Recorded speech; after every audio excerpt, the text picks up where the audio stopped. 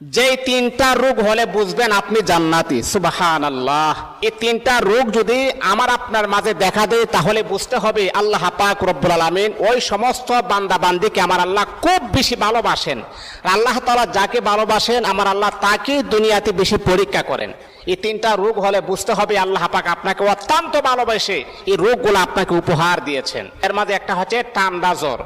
মনে রাখতে হবে মেডিকেল সায়েন্স তারা প্রমাণ করেছেন যদি কোনো আল্লাহ তাআলার বান্দা বান্দির ঠান্ডা জ্বর হয় তাহলে সে কোনোদিন পাগল হবে না, সে কোনোদিন মেন্টাল হবে না।